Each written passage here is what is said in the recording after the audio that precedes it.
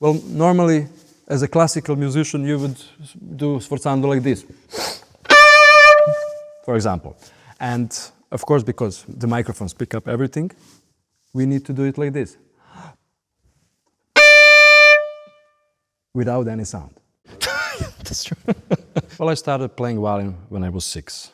I didn't choose the violin. Violin chose me, actually. I remember my parents signed me up, and actually that was it. And this was the love which lasts till this day, actually 33 years. It is not just a long-term habit. My name is Damir Oraščanin. I come from Belgrade, Serbia. I live in Austria for 20 years already, and I play at this beautiful hall, Synchron Stage, already for 8 years. And actually I'm a member also of Volksopera. Team players, 100%. The second violin doesn't compete, they complete. They are the bridge and they are the connection in every orchestra or in every ensemble. It's like being the co-pilot on a very delicate flight. You don't fly the plane, but without you, the plane doesn't go straight. Coordination with the first violin is everything. If we are not breathing together, the audience can tell. Second violin often sits in the middle, not too high, not too low, but just right.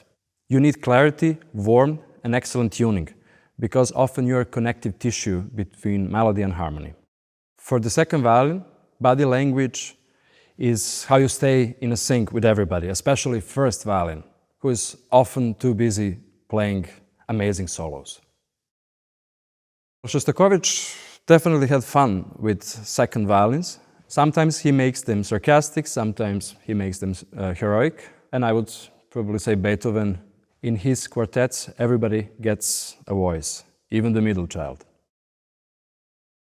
Motto of second violins would be, we blend, therefore we are. Steady, sharp, underrated. Recording solo strings requires different kind of awareness compared to the live performance. Every little noise, whether it's the sound of shifting, breathing, or even bow touching the strings, can be easily picked up by the microphone. I've learned to stay physically calm, to reduce or minimize the movement between takes, and to really control my breathing. For example, when you need to play sforzando, you cannot breathe loud into the microphone because it hears everything. Sampling can be pretty intimidating at first because of the precision it demands. Practicing with metronome and recording yourself helps a lot. And the key thing is stay with the click, because click is everything. Music is both language and refugee for me. It is how I process the emotions, tell stories, and connect with others without any word.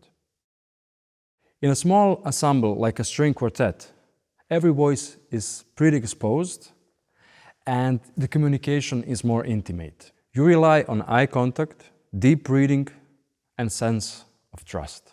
In an orchestra, it's more about blending in and trying to support the collective sound. One of the most memorable recordings this year, it was for Daniel Hart, who wrote a lot of violin solos. So actually, I really did enjoy playing these solos. He wrote it so beautifully. Synchron Stage has a unique acoustic sound. It's so spacious, yet so focused. The room responds so naturally to the instrument. It is actually so easy to shape the sound. Breaks are essential, of course. Everybody needs a break.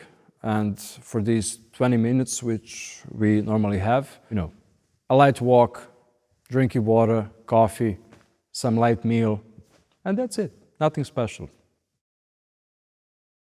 Playing second violin on high level, one should have amazing ears, switched on all the time, because you're in the middle, you're acting like a bridge between all the string instruments. So, and